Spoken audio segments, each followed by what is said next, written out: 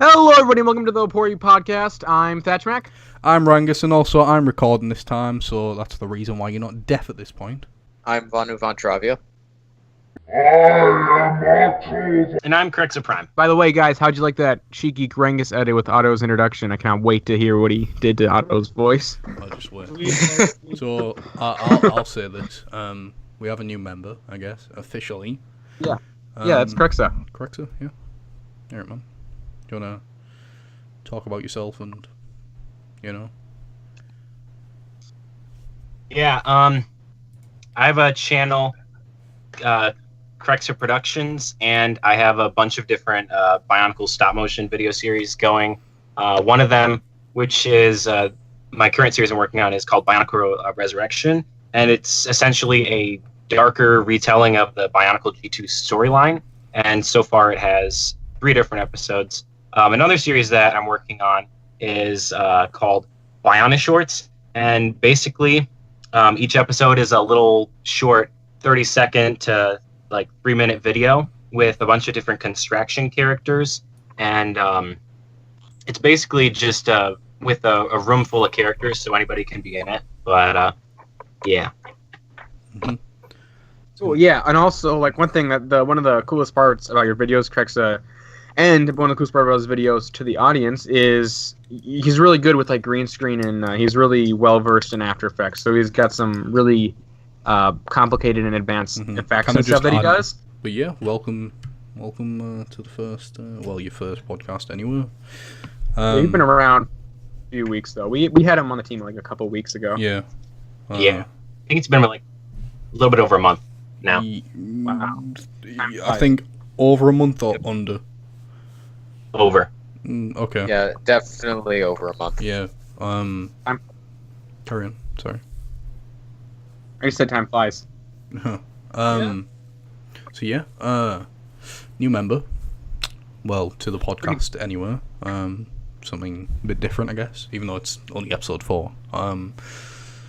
So yeah, shall we get into our first discussion, Thatch?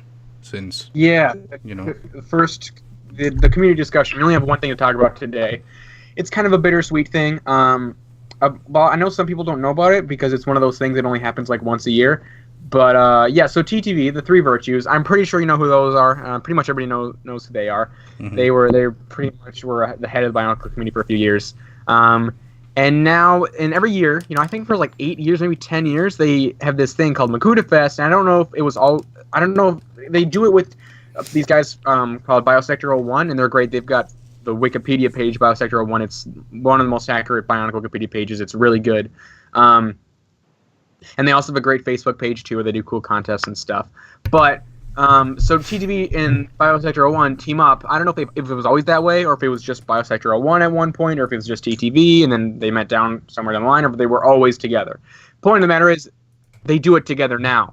And it's this really cool, basically, live event. It's kind of if you ever have, I don't know, I know some...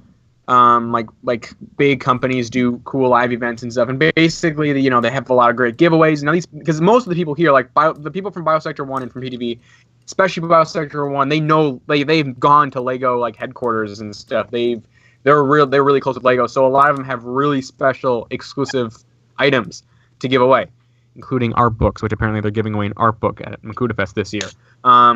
And so they have these awesome giveaways with Bionicle trivia, and it's always really exciting and fun. And they talk about some stuff. I don't know if they might talk about some stuff with the community. I don't know for sure. They might announce a few things, but it's kind of their own special, almost, I don't know, they'll have trailers for new projects, or they'll announce new series there. But yeah, it's a really cool event, and they did it every year, and it's a lot of fun to watch.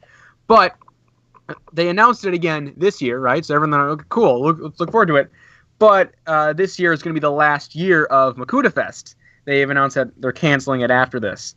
Or I guess they're sunsetting it, which I hate that term. It's so dumb. I don't know who the person was that came up with that, but I hate it. They're basically canceling Makuta Fest. So their reasons are well, G2 is canceled, and we feel like there's not much more we can do with the community. We feel like we're kind of moving on to other and bigger and better things or something like that. Well, my reaction to that is they started Makuta Fest, I believe, when Bionicle G1 was canceled. So I don't know if that's necessarily like I don't know if that counts because I mean you're doing it back then. Why can't you do it now?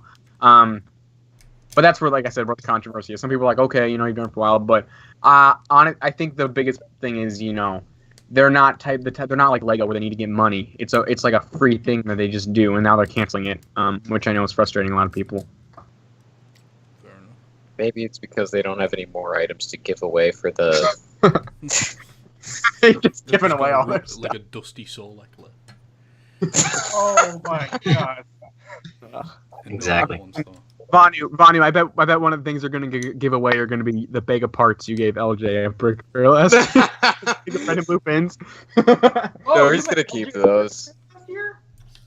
Yeah, Vanu goes to Brick Fair a while because Vanu's awesome. He goes to Brick Fair regularly. And last year, Vanu, do you want to tell the story? Yeah. So what happened was, basically, it was on the first 2 days, I had not seen TTV, and I was hoping to find them there. And well, actually, I should start before I went to Brick Fair, before I went to Virginia. So I was talking to a friend of mine, an old friend of mine, and I was talking about how I was gonna go to Brick Fair that year, last year, and I basically just came up with the idea. I just got an idea, and I just thought to myself, "Hey, LJ hates red axles and blue pins. So what I'm going to do is just get a ton of those, put them in a Ziploc bag, and just hand them to him at Brick Fair." And so I spent 30 minutes rummaging through all of my pieces just to find them. And when I was done, I put them off to the side, and I made sure that I would remember to bring them with me.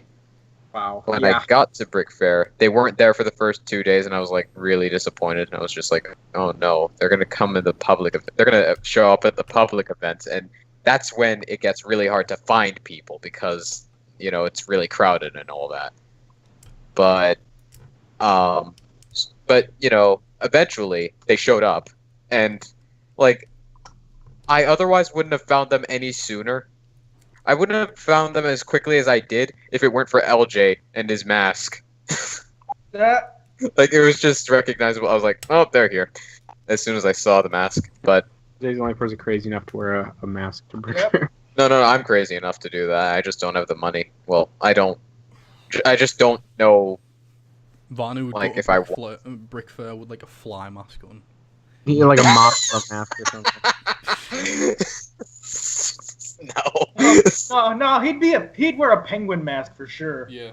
Yes. Suit, waddling around, giving out like ice cream cones to people or something. I'm just like, "Yo, stay chill, dude." Yeah. Ice cream for you. Ice cream for you. Just imagine. And you're not cool, so pistol for you. But yeah, so you gave him to LJ, right? Yeah. As soon as I saw him, I was just like, "Hey, LJ, I heard you really like these." No introduction whatsoever. I was so.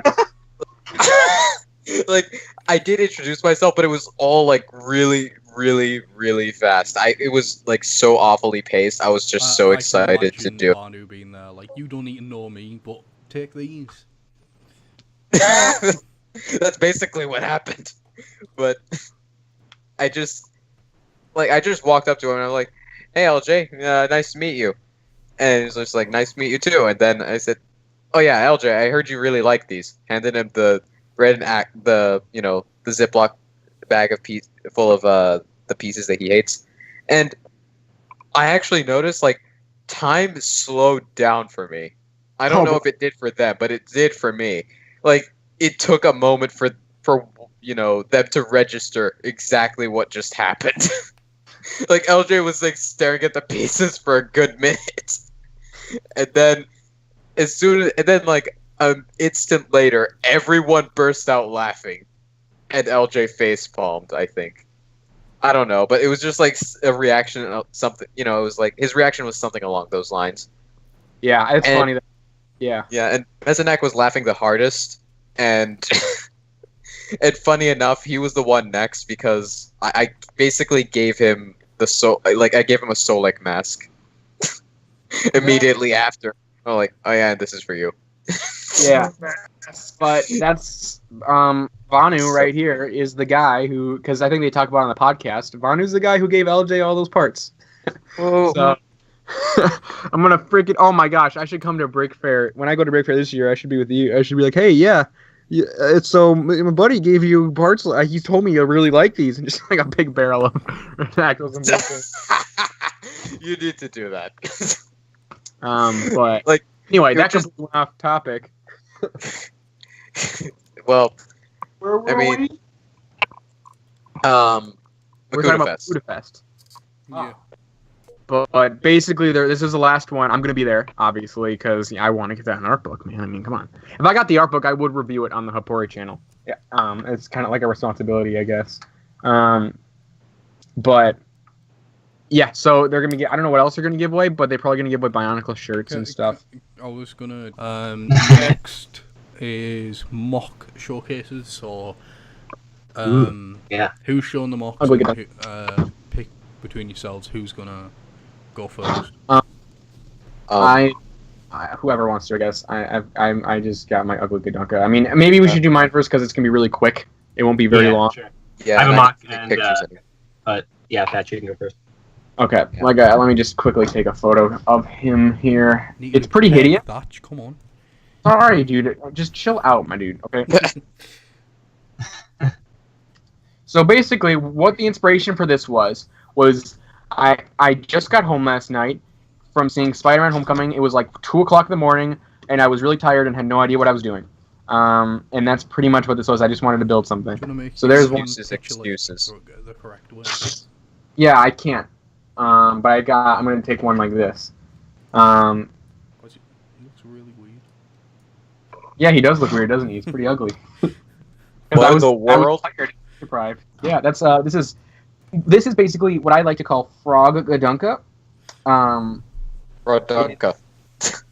Frog Gadunka, yes. It is Gadunka if it were a frog.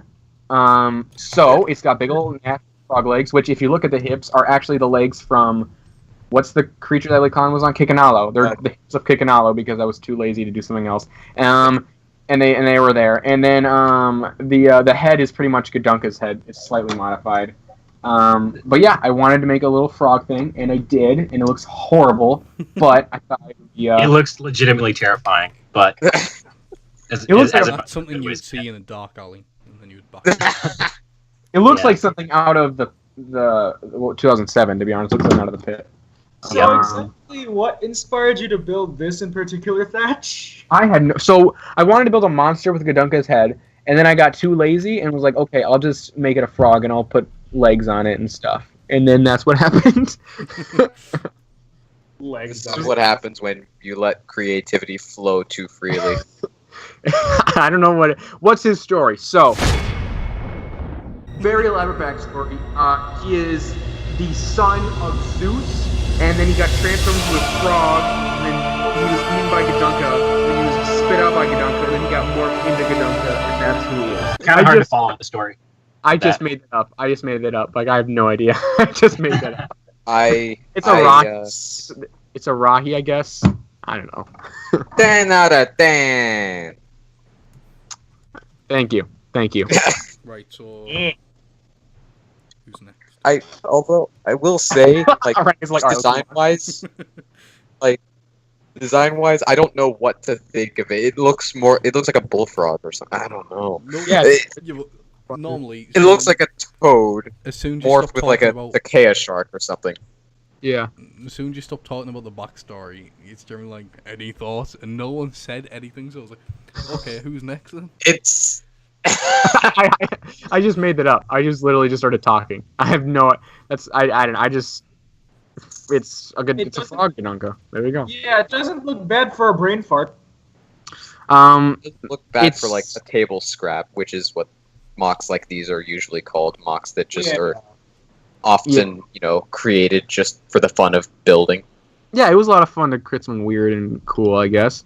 Looks like a frog though. Because I wouldn't be surprised if Camilio has encountered this guy before, and yeah. Put it in Fodom. Put it in Yeah, but the Fodom. backstory I said, that's not the actual back. I was just being dumb. Yeah. But there you go. That is Gadunka Frog, Bullfrog Gadunka, aka the son of Zeus. So yeah, let's go on the next one. That's gonna be the title. Gadunka Frog, the son of Zeus. Hercules, Perseus, and Gadunka.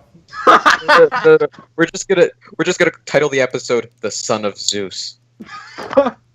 That's awesome, dude. All right, guys, let's move on to an actually good mock now. All right. Whether or not this mock is actually good is really just for the audience and for you guys to decide. But all right, I sent the images of the mock. Still waiting for them. So Oh, there we go. Whoa. Okay. Whoa. hold on. Did it only send one? Yes. Are you kidding me? Okay, I have to send the All right, others. don't yell at me, man. Jesus. No. I'm not. Jeez. I'm just Oh, like, how oh my many God. Holy, I didn't send. holy smokes. Okay, there's two. All right, Vanu. So I gotta be okay. It's not as good as Gadunka Frog, but I mean that's pretty impossible to beat. But for what it is, it's pretty good. No, I'm kidding, dude. It looks great, man. That's awesome. That's such a good build. Holy smokes. It is. Yes. Thank you. It was a desperate attempt at trying to make like a very lean,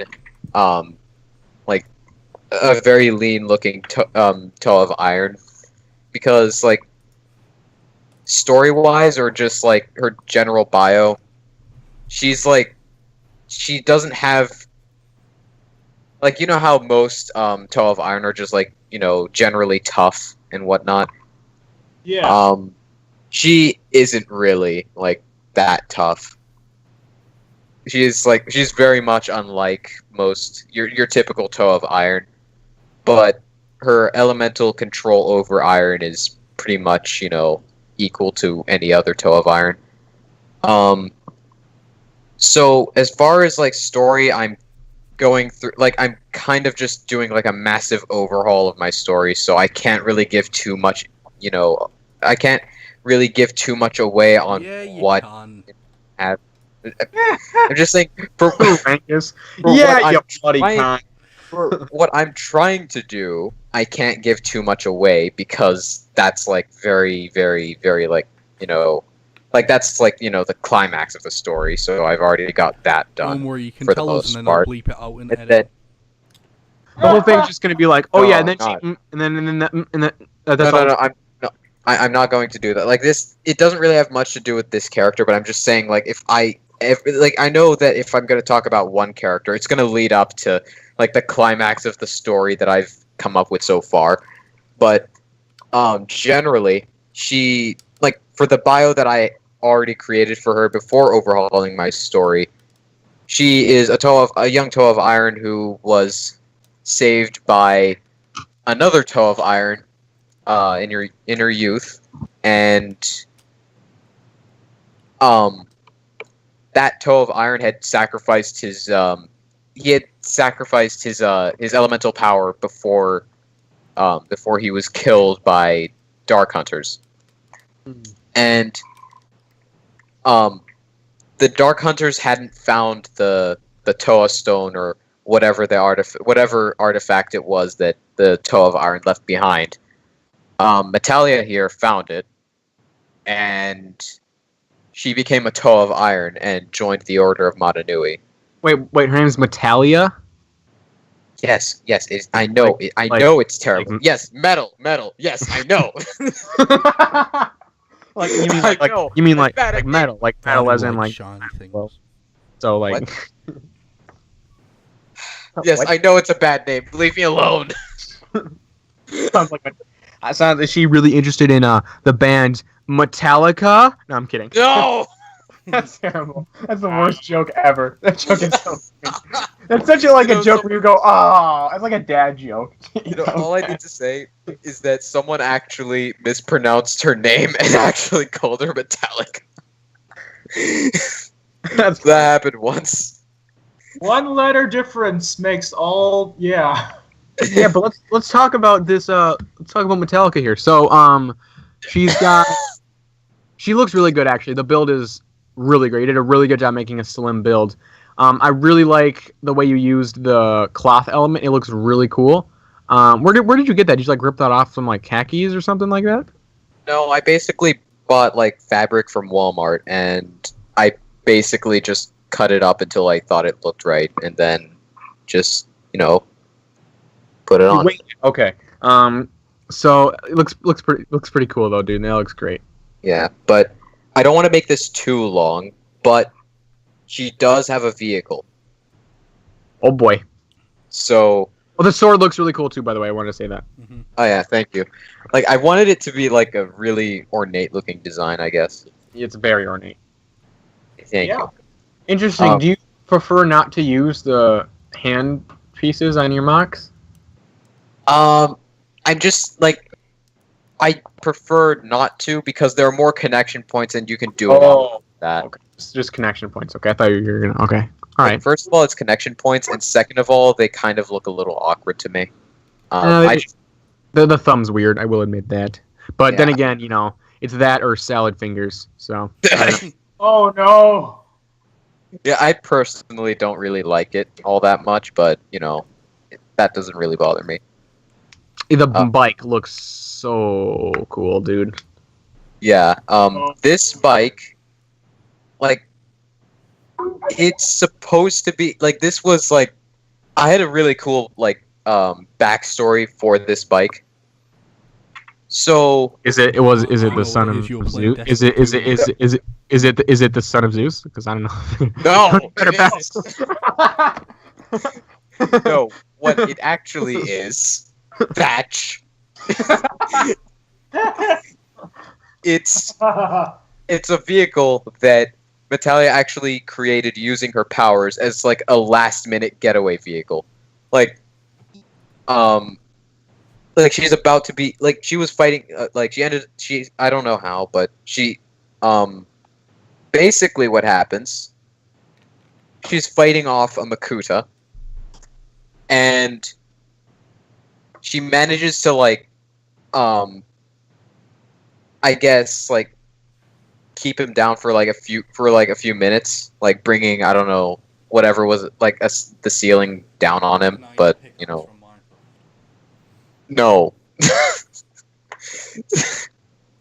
So while the Makuta was stunned, she used her powers to create this last-minute getaway vehicle, and she was in an area where there were a lot of spare parts and whatnot. So she created this last minute, and then after she gets away with the bike, she makes she slowly makes it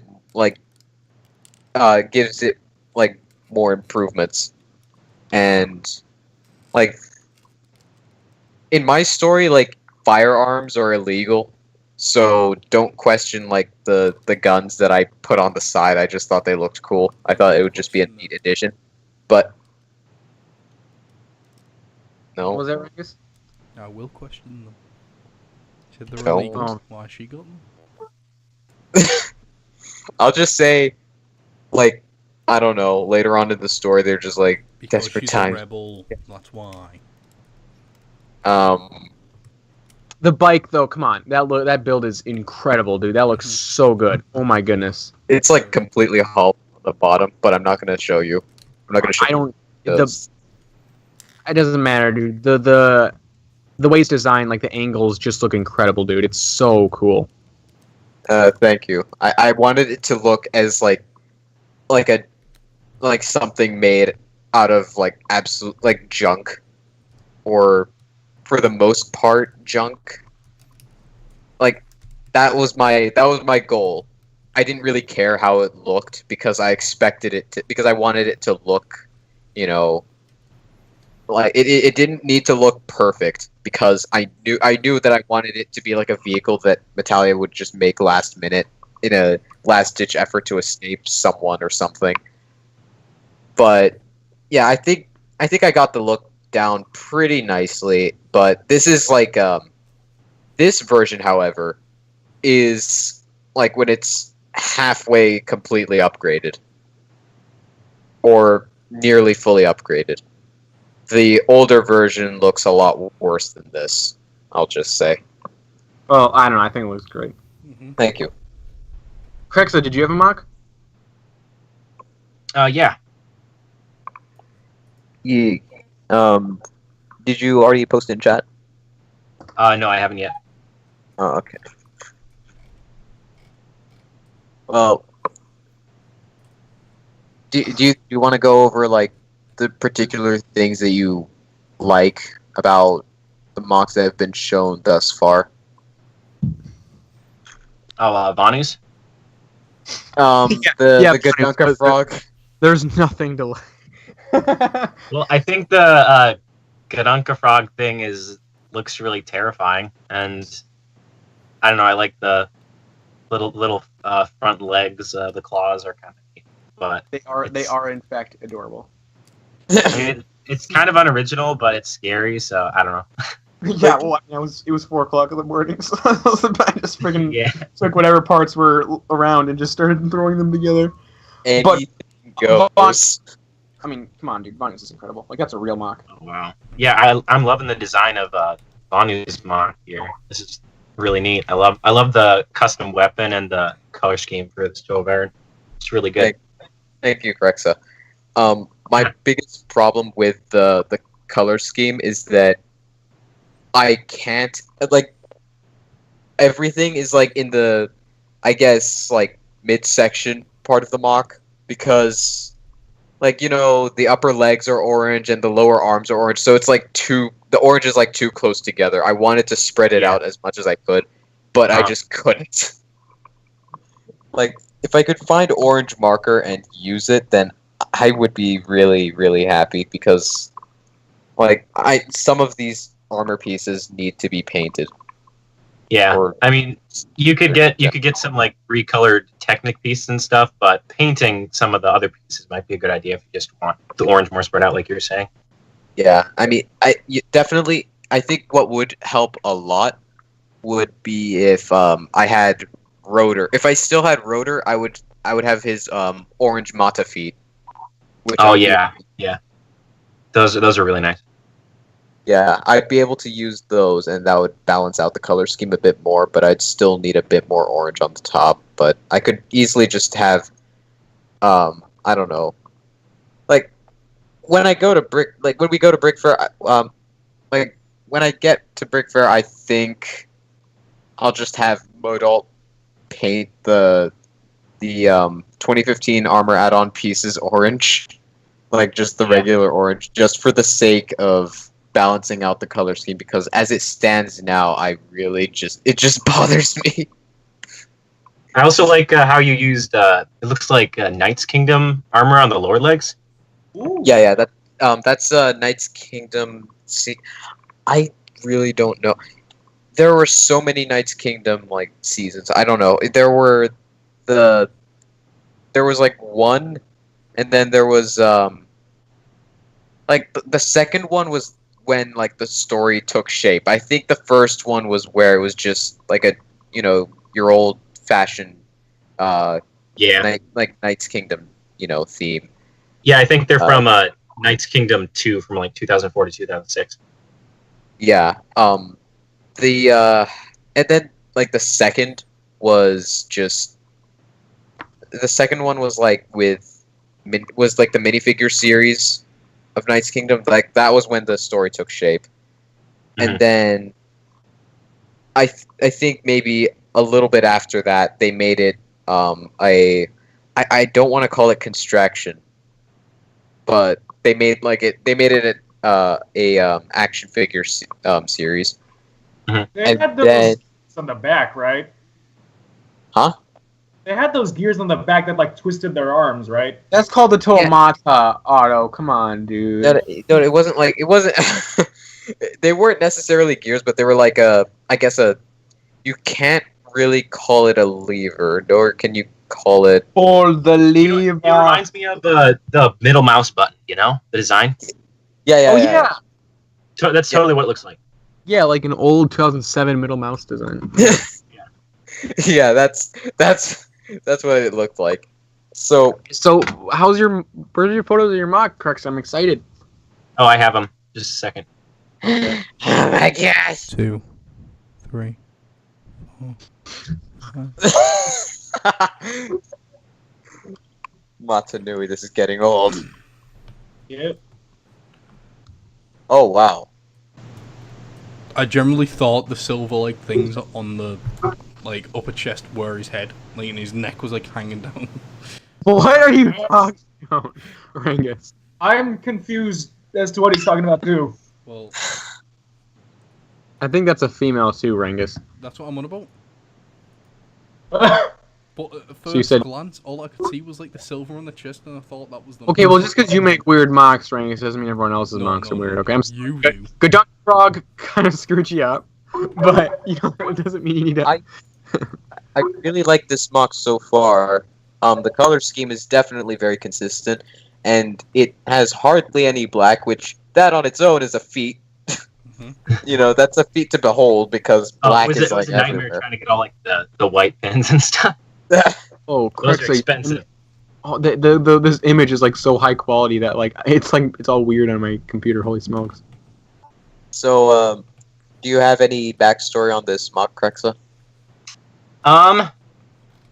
Well, her name is Erisiana. She's from a different world in the Bionicle universe in an unannounced series that I'm creating, which is currently in development. And usually she's a very quiet, thoughtful, reserved person, and she's usually very kind and stuff. But if her friends or her family are threatened, she goes full rage mode and will destroy everybody, and is really crazy. But she's really good at confidence. Not quite like that, but yeah. Turns green. That's where all the black is. It looks really good, Crux. So, by the way, the photo quality too is holy smoke. It's really good. Yeah, Thanks. Yeah, I used some saved settings that I used actually in the 4th of July special. I used the same camera settings from that in these photos because it was really nice. So this is. I really like. Sorry. You did a lot of nice like Vanu mentioned there was no black in it. I really like the addition of using the light gray ball joints. That was really cool. Mm-hmm. Yeah, and another thing that I really want to mention is that how just well proportioned the mock generally is. I think the mock's proportions, aside from the shoulders, I suppose, Mhm. the mock's proportions are spot on pretty much. yeah. I really like how the mock just generally looks, and I like how you have a consistent amount of the white fur pieces as well. Yeah, part of her design is based on a white wolf or something. I don't know. So that's why it looks like she has a fur texture on some of her body armor and stuff. But So in the just series, it's gonna be real fur. Well, congrats, correct. So you got that. Sorry. Sorry, What? Vanu. Please continue. Vanu. What were you saying? I was the one who interrupted. Go ahead, Thatch. No, Vanu, you speak. Okay. I was just gonna say that congratulations, Krexa. The wolf influence definitely just I definitely thought this looks very wolf themed the second I saw it. Yeah. So you That got was what I was that. going for. The hands and the claws and the feet look very nice with the wolf pieces and stuff. Oh, and the claw foot pieces, I just love those pieces to death. They were so hard to find, but I mean they're just awesome in white. I love them. The custom torso look the waist looks really nice. And the hips and everything looks really good. Yeah, it took me I think 6 or 7 hours just messing around with the torso to get like the proportions okay and the build and stuff, but it looks all right. And this mock is it's almost complete. I have a couple of parts that I'm going to be bricklinking soon to finish her. Like I'm going to change the upper arm limb pieces. They're going to be the same as the lower limb pieces in that white color, and then I'm going to give her some more white pins on different various parts. But yeah. Huh. Well, it looks like it's gonna come along pretty nicely. Mm-hmm. So far, it's a pretty good. It's a really good mock. So, whatever updates you have for this mock, I'm sure are going to make it a lot more, like a lot better. Yeah. Probably. Yeah, and I like how the torso isn't, how like the waist isn't like pencil thin. Oh, I know. It's so weird when people do that. It just doesn't look right. I mean, if it's like an I don't know, like an insectoid like mock. Because of the segmented body parts, I think like that would definitely make sense. But yeah, when you're making a like a more or less humanoid type character, it does not look good. Or not too good anyway. Yeah. But yeah. Yeah, this is overall a really nice mock. Get it? Nice ice. Oi, Honey joke. don't turn into Arnold Schwarzenegger on us. Honey joke. Get to the chopper! Yeah. Thatch, do you wanna? Which one was that? Was that the movie segment? Yes. This is gonna be a long podcast, guys. That's okay. This is the part where I You would just make sit it back long. and say nothing. So Because I haven't watched the movie yet. Rangus and I have seen the new Spider-Man film, Spider-Man: Homecoming. And so we're not gonna say spoilers. We're not gonna spoil it. We're just gonna give we're gonna give our thoughts on it. We talked about it a little bit earlier. We seem to agree pretty much mostly on mostly everything. We both like it. It just depends on how much you like it, I guess. So Rangus, do you want to go first? No, you go first. Okay. Why do you want me to go first, Because buddy? You said it. You think anyway that it's the best MCU movie. I did not say that. You did. No, I didn't. I said it was you my said favorite. Just Oh, you start, said that about just start an Wonder Woman. argument in the comment section. I said it was the best DC. I said Wonder Woman's the best DCEU movie, not MCU movie. Right. Anyway, besides the point. Anyway, but no. Let me explain. I did not say I think it was the best MCU movie. I said I think it's my favorite. There's a difference between favorite and best. Subjectively favorite, personally, I like it, even though I know objectively it is not the best one. Okay, so like it's the one that I enjoy watching the most. But objectively speaking, making a movie and speaking without any bias, it's not the best one. That's what I said, Rangus. Right. Carry on. Buddy, trying to assume question, my Thatch. Get all defensive. what? When you're talking about the movie, are there going to be like spoilers? No, I already said no spoilers. No spoilers. Okay, awesome. But yeah, anyway, Rangus, so there you go, buddy, pal, assuming my opinion here. Anyway, You nah, I'm probably messing get with you. someone in the comment section who's already started like a riot with 10 other people. Yeah, someone's like, man, Thatch was just so stuck up in this video, man, because I was being sarcastic.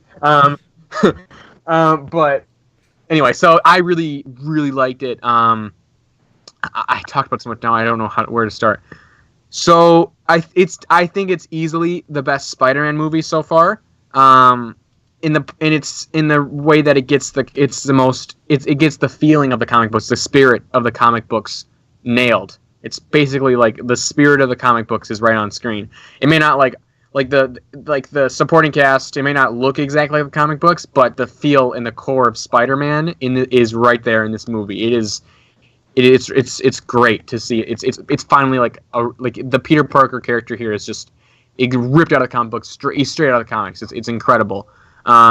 They do obviously update it, but the most important thing is, like, that's what you do with a reboot in a movie. You know, you change stuff and you update it, but if you get the core right, then that means you made a successful reboot, and that's what they did here. So a lot of the changes they help to make it different than the last movie, so it doesn't feel like you're watching another, you know, it doesn't feel like, oh man, Spider-Man 2 over again, or Spider-Man 3 over again. It doesn't feel like that. It feels very different. And they do a very good job at developing all the characters. It's based off of, like, a John Hughes movie, basically. So there's a lot of time spent into, like, developing the supporting cast, and all the characters are great. And it's a really nice movie because it's of all the Marvel movies, not the Netflix shows, but movies, excluding Netflix shows, it's the most down-to-earth, grounded, like, street-level one. Not in terms that it's dark, but more in terms that it's literally on the streets. It's just Peter Parker going around saving... If you want to put it in that terms, Thatch, it's kind of like imagine it as Luke Cage in a sense. I don't know, that kind of feel. In a well, way. it's not like saving the world, it's saving the block. Yeah. That's what it's like. And you get they do such a fantastic job at that one. To get that to work, you need to care about the city, and they do a great job at actually developing the city of New York and the people of it. And the city of New York has a personality in this movie, which has never been seen in a Marvel movie before. Like in the Avengers, it's just a set piece, right? It's just there to have a giant battle. But in this movie, it actually has a personality. And it's really nice to see. There's all these great characters. You get to go into the nitty gritty of it, and you know it's really cool. Like in Spider-Man doesn't like, you know, he doesn't stop crazy big things at the start of the movie. He just goes and he, like, I don't know. This isn't really a spoiler. This isn't the trailer. He like one of the things he does is he shows a lady directions to go somewhere. Right. That's the kind of things he's doing. He's being a good. He's really, street level, right? And being your friendly neighborhood Spider-Man. Exactly. Yeah, exactly what I was gonna say. And it's really cool because you get the feeling that I feel like the people of New York don't like the Avengers, but they like Spider-Man because Spider-Man's just like a nice guy who helps them out. There's a lot of great moments in this. Spider-Man does a lot of interactions with the people of New York. He just talks to people from New York quite a bit, and it's really nice. And you can tell there's a really good thing there, and that really makes you care about the movie. And it also helps that Peter Parker is such a unique and good character in this. He's completely different than any of the Avengers. He's not, you know how like Doctor Strange is kind of like Tony Stark and that kind of thing. He's not like that. He's completely different. He's really different and very fun, and that all comes from his age. He's very youthful, and he's just a really fun character watching. He makes mistakes, but not because he's a bad person, because he's a kid.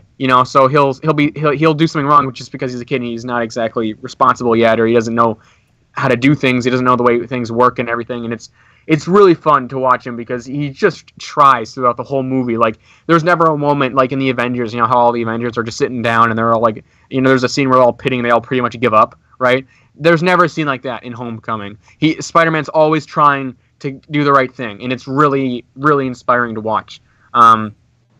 So they nail Spider-Man and his interaction with the city really, really, really well. And so that's probably my favorite part of the movie. But they also the supporting cast, like his friends and the school people, are all great, really fun characters. They're just really nice.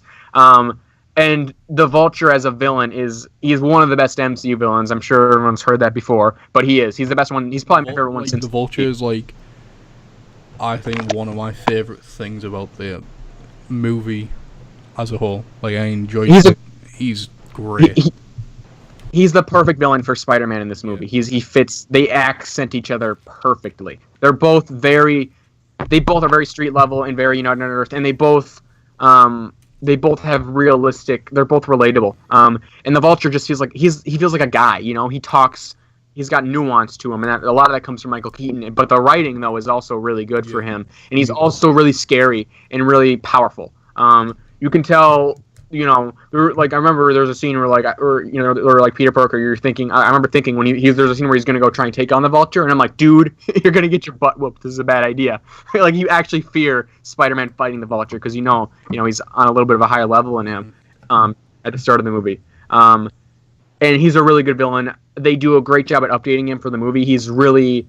It's just the best. It's one of the best villain to comic to movie updates ever. Because the Vulture in the comics is really cheesy. Like, that's not going to work in a movie. Like, I heard someone complain, "Oh, they're making the Vulture cool." I'm like, because the Vulture in the comics is really dumb. I'm sorry, but he's really dumb. It's a guy in a giant green bird costume. I mean, seriously. Yeah. With a peaky bird nose to go with it. And he's like on like tights, and he's like this old guy. In this movie, he's much more like imposing and really cool. His wings. Do you remember like whenever he comes back to his lair, like it's like you can hear like the lair starts shaking, and he lands, and it's this big like it's like he's powerful in this movie. It's really cool. So they make a spectacle of him just like flying off and landing and all that. Yeah, he feels there's a real gravitas. So he's a very imposing villain, and it's cool because for example, wouldn't be what Thatcher's just said there about him when he enters their sort of base of operation, in a sense. The suit itself shows off how he's feeling as an emotion. For example, there's a scene. It's not spoilers. It's just how he enters. And I think he's had his first conflict with Spider-Man at this point, and you know, you can tell that he's entering, but it's such a rough landing. You can tell that he's annoyed about something, and Thatch will know what I mean because obviously he's seen it. Yeah. The first time you see him get out of the wingsuit, it's very calm. It's very well done. You know, he's doing it kind of slow, if you know what I mean, and calm. This time he's just, you know, getting it straight off, like, and you can tell from the way that he's landed, that's kind of like showing off his emotion as well. So I guess in situations like that, they showed it really well. I agree with Thatch. The culture in this film is absolutely amazing. Like, he really is. He's great. Like I said, he's a perfect hero to accent Peter Parker. The perfect villain to accent Peter Parker. Both of them are really good characters in this movie. They're both great, and their interactions with each other are so good. Definitely like, you don't get part about the film. Like I said, my favorite part though is Peter Parker's interaction with the city, but I think, you know, that's where we disagree. His favorite part is Peter Parker. Well, the thing though is, it's good that we all think the best part of the movie is something that Peter Parker's interacting with, which is good because it's his movie. Yeah. So that's showing that they know what they were doing. The thing is, as well, is that the hero kind of mirrors the villain in a sense. I don't know if I wouldn't. Would you say it's spoilers? Well, send it to me in PM, and because I want to talk about something. But you get a lot of good scenes where they're just talking, and you don't get that in very many Marvel movies where the hero just straight up has a conversation with the villain, and each of those scenes is great. Yeah, that's kind of a spoiler. You can maybe talk. You can talk about Peter Parker having no money. I mean, he's Peter Parker. No, carry on, and then I'll talk about but yeah, he's a great. I just kind of want to bring it all home here. There's a few more things I want to tie in together.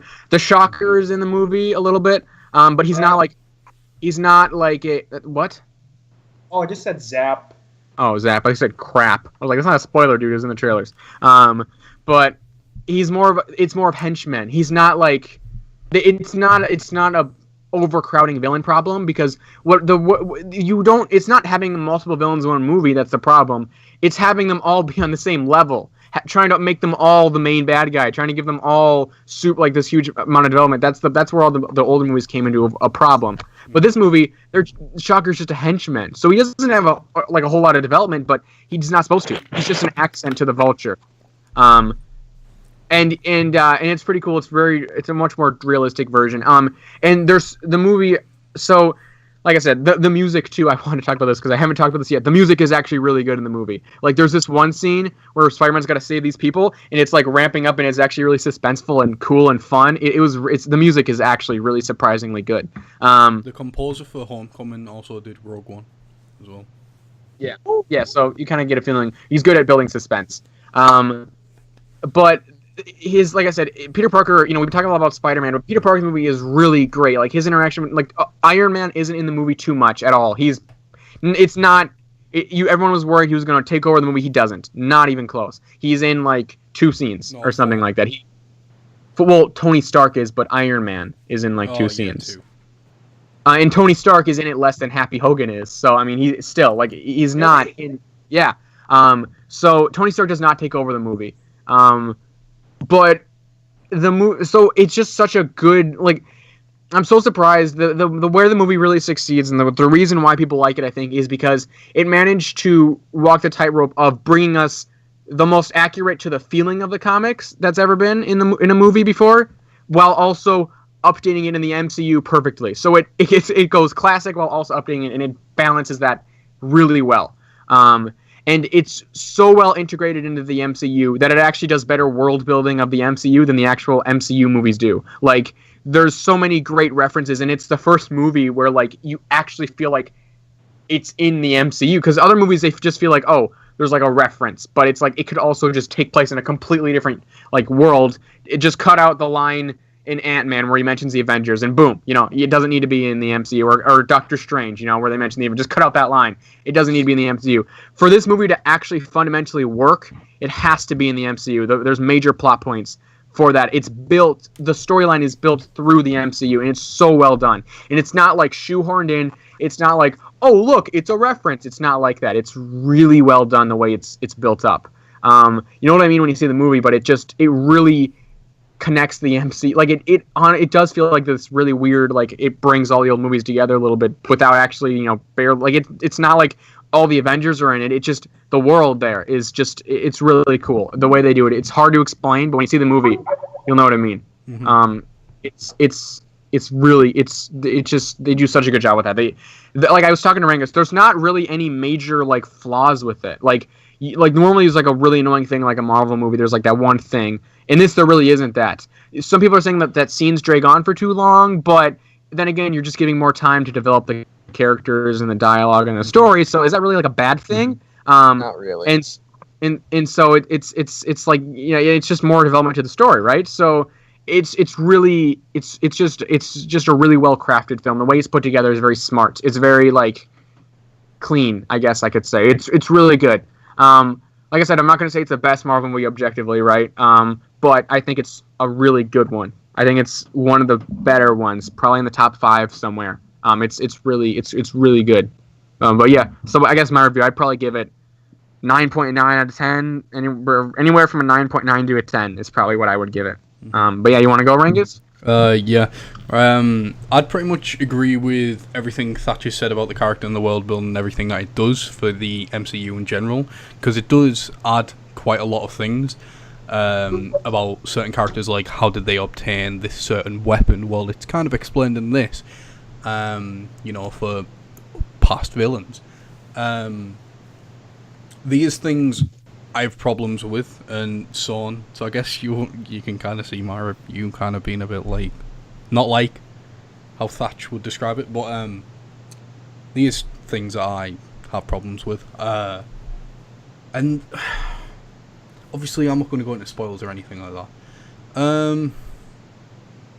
So the thing, right? So I'll get out of the way. The things that this like Spider-Man movie does, you know, better than the rest is that. Obviously, you know, New York City, it's a community. It's like a place that people interact, like, and the jokes that they have, and you can tell that they all have relationships with one another, which is important for a Spider-Man movie. I'm sure Thatch will agree on that, and I know he's pretty much said something about like how it's like that anywhere. The Vulture, gets a hell of a lot of screen time, so you spend quite a bit of time learning about him and his motivations and so on. And again, he's not like a villain that turns bad because he feels like it. He has, you know, his reasons in that, and you can relate to why he would be like that, I guess.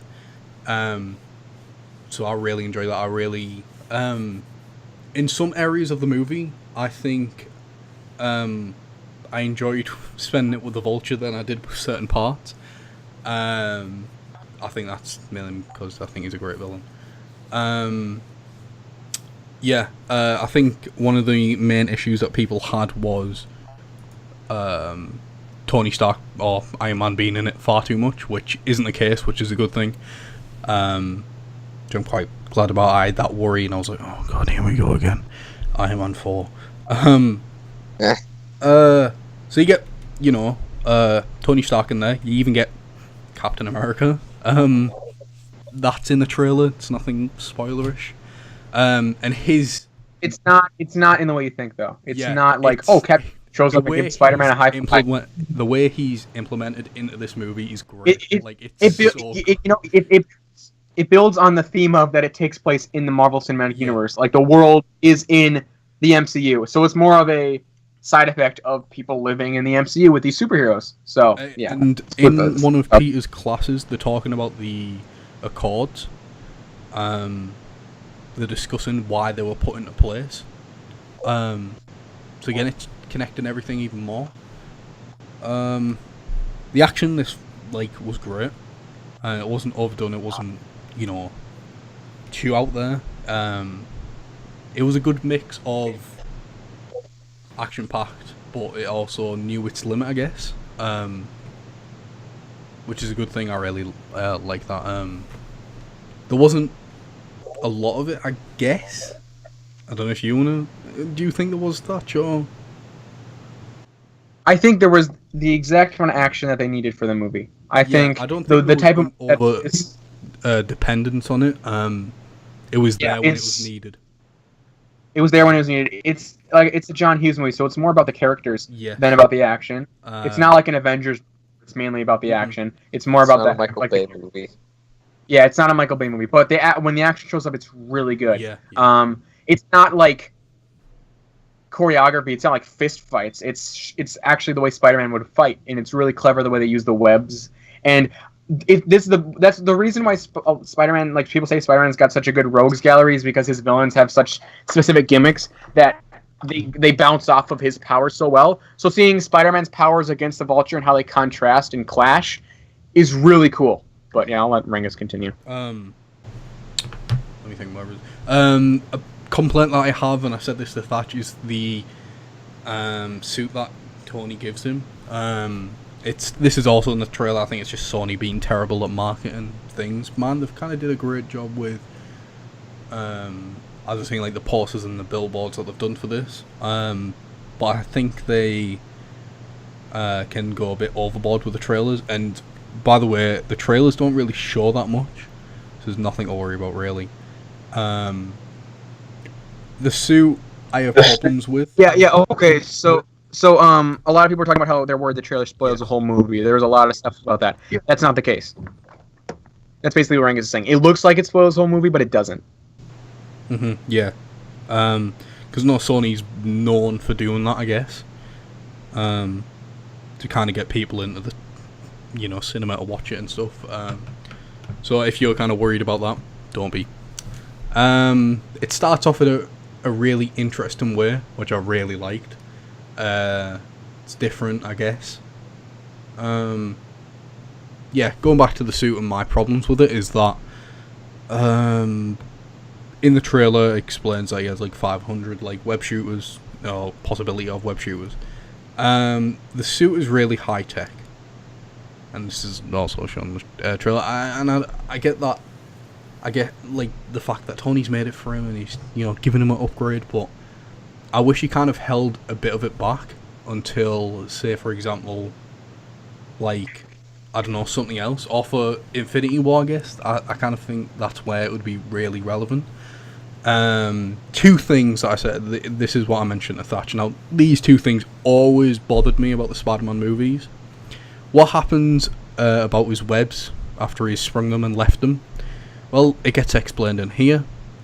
And yeah, there's not webs left all over the city. And what happens when there's no buildings around that he can't attach to, as other Spider-Man, the original trilogy did, and the Amazing Spider-Man movies did, where he would spring a web and he would just stick to something, and there was nothing high enough for him to grab onto. But yeah, like how in the Amazing Spider-Man 2, he literally is falling from the sky. How did he get that high up, dude? Exactly. It's not like. So kind of take it as in more of a logical route with how, that wouldn't make sense if that happened. So it's a good thing. It's little things, and it kind of helps it make more sense, I guess. It's weird because I know that Thatch is a huge fan of Spider-Man, and I was kind of watching it. I was like, "That's Thatch. That's Thatch, right?" It's true. It really is. Yeah. What are you talking about? It's a really good movie. Would I put it in my top 5? No. I'd put it 6th. The end credit scenes are great. They're really great. I'm not going to get in them because the second one's the best. First one is you have to be a really fan to really know what's going on, but the second one is just great. It's hilarious. A lot of people are saying like, "Oh man, these post-credit scenes hype up some big things." No, they hype up the next movies. They have like one other movie in the future, and then the post-credit scene is a very shawarma-esque one where it's very more of a joke. So don't get too excited for anything. It's too big. It's really. But it's a darn good joke though. It's awesome, man. It's incredible. So what did you rate it, Thatch? I gave it like a 9.9/10. I'd give it possibly 7.8. Come on, dude. And it's only because I thought like the suit can't drop it down that much, dude. I mean, he doesn't even have it throughout some of the movie. No. But yeah, there was just little things that bugged me a little bit. But overall, it is a really good like Marvel film. So yeah, I guess we've talked about Homecoming a bit too much, I guess. But then again, can we get? Yeah, this is almost 2 hours long. Yeah. And we got general. Should we do general discussion this week? Because I want to talk about my accident. I know. Okay, let's just quick wrap up. So we both gave our reviews. Yes. What do you guys think? Well, I'm excited to see Michael Keaton go from Batman to Vulture, so there's that. Well, I'm, like, hearing your opinions, like, now I'm really, really hyped for the movie, and I'm not going to, and I will not, like, I'll just continuously bother my mom until we go see it. But I just, like, I've been like a fan of Spider-Man for a really long time, and even now I still am, or just like he's still like my favorite superhero. He's been my favorite superhero for Marvel superhero for the longest time. So yeah, I definitely go watch the movie now. Hearing your both Rangus and Thatch's praise. It was a well-needed reboot. Yeah, it was very. Spider-Man needed that. So yes. What about you, Crex? Are you planning on seeing it? I'm planning on seeing it eventually. I may not go see it in the theater, but I mean, what you guys are saying, it sounds pretty good.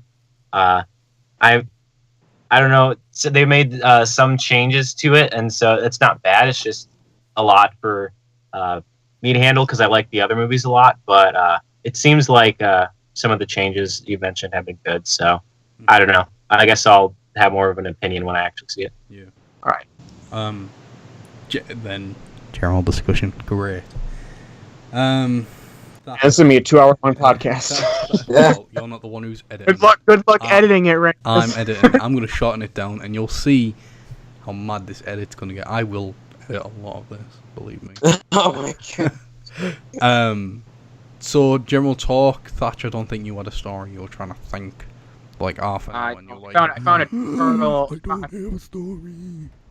Oh, that wasn't at all though. I found a turtle. His name was named him Raphael. He's pretty cool. There's my story. Yeah. Nice. I have 2 stories, and I'll make the first one quick, and the second one's like I'm gonna really edit it, so it's gonna be quick. The first one was when I went to go and see Homecoming today. In our theatre, most of the ones around my area and so on, they ask where do you want to sit. You don't go in and, even though it used to be like that. So I was like, right, because my eyesight isn't that great and I hate sitting at the back, I was like, can I sit at I sit in the middle? Yeah, okay. There's your ticket. So I was like, okay, here we go. Get my stuff and go in. So I look for the seat. It's right at the back. I'm like, okay, well, I'm not doing this because I want to be able to see. So I sit in the middle. You wait 5 minutes. 10 people come in. They look at me and like, I think he's in our seat. And I'm like, crap, what do I do? I feel really awkward. So everyone sits down. I have 2 of the people beside me who are with me at this point in time. My brother and sister. I was sat in the middle. I was like, I ain't sitting on no edge. No chance. So I was like, should we move? I feel quite awkward. So I spoke to this guy in front of me. I was like, hello, are we sitting on your seats? He's like, no, sorry. I was like, oh, alright, just wondering. Thanks for that. And I've never felt so awkward before. Whoa, you sat in the wrong seats, dude? We On changed purpose. seats because I couldn't see. They gave us the wrong seats. They gave you the... No, I said 3 seats for the middle. They gave us the seats right at the back. So I was like, Oh man, Frank, that you are sucks. part of the poison that is infecting movie theaters nowadays. I'm not doing this on the scene, film. So I moved, and yeah, it was quite awkward for a bit. I was like, oh my god, people are just gonna like smash in my face or something. What the hell? But it was all good. So the thing that I've been talking to everyone, I guess, about, for the past few days, I've kind of been disabled. Well, this is a story, all right. So when was it? Let me get the date. It was, I think, Tuesday or Wednesday. I'll say Tuesday because why not? I woke up on Tuesday morning and I noticed a lot of, like a pain in my foot, on my ankle, and I was like, oh my god, I must have done something in the sleep. So I was like, right, okay, I'm not gonna bother with it whatsoever. And then I try to go downstairs and I'm limping downstairs. I'm like, ow, okay, it's hurting. So I was like, right, it's me. I'll deal with it, okay? Because you know, I think doing stuff like that's just the way forward, I guess. And then the following day comes. The pain was on an entirely different level. Like, I was in a call with Thatch and that, and they were like, you sound high at the moment. No, I was laughing at the pain. It hurt so much. I ended the call, and I was like, I need to go to hospital for this. So, that's what I do. I go to hospital. Not before sliding down the stairs because I couldn't walk. That wasn't fun. It hurt a bit, and then trying to stand up was even worse. So I go to the hospital and I'm like, this is gonna be great. So my mother comes out with a wheelchair, and I'm like, wow, that's my whip for the day. Great. So these wheelchairs are quite awkward. You have to pull them backwards to steer. It looked like I was covering them from friendly fire or something. It felt ridiculous. So I sat there, I was like, well, this is the most depressing thing what is this? Sat there, and we went this place and like, oh, well, you need to check up, okay, yeah. So my stepdad pulled me out, and I was like walking backwards, and loads of people staring at me, and I'm like, have you got a problem? You eye number. You got a problem with this?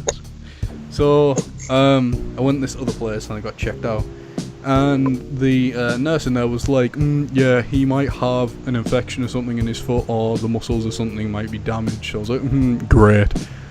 So as soon as she says this, she's like, can you try and move your foot up and down? I was like, no, not really. She was like, try and stand on it. What? Try and stand on it.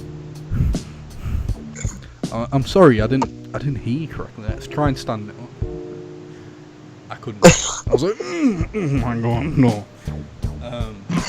So she was like, right, okay, so you need to try these things. We're going to give you 3 different types of painkillers. So for a day, 3 different types of tablets that you have to take, all in really strong doses. 2 that knocked me out. So I was like, great. So she was like, right, so the advice that I can give you because the foot's swollen is that you can try and do some exercise on it. You what? I can't even stop. She's like, well, just try and stand on your toes and, do that. I was like, I don't know how to do that. I can't even stand. listen to what you're trying to say. So I was like, great. So, it came out, sat in the car, and my mother came home with the the drugs, and I was like, great, I'm gonna pass out from this, and getting upstairs was awful. I said that I had to slide down. Well, I had to try and do that upwards. Oh. Exactly. I felt like Arnie in Predator, facing off the Predator. Like, crawling away. That's how it felt.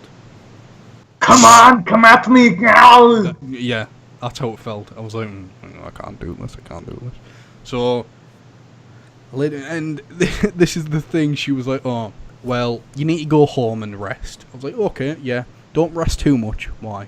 Because you'll get a blood clot on you. I was like, well, ain't you brilliant? Because I can't do this thing that I apparently need to do. What can I do, eh? Do you want me to just get a saw and just cut it off, eh? This rating might be so... and...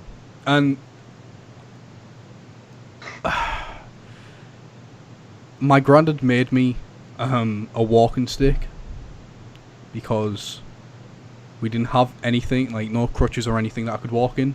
Yeah, this is what he did. He got 2 planks of wood, some nails, and duct tape. That was my walking stick to get to the car. Wow. Amazing. And, yeah, I'm still quite disabled at this one. Well, I'm not. I can walk around. It's just awful. So that's my story about getting my whip at the hospital. And, yeah. Well, yes. Still's not as cool as finding a turtle and naming him Raphael, yeah, but... I was in a wheelchair for 5 minutes. Well, I was expecting a normal wheelchair, not one that was a plank of wood. And you had to wheel it backwards. You had to wheel backwards? Yeah. That's what I'm saying. You have to pull it. Rangus edited it and he's recording it, which is why my you're recording.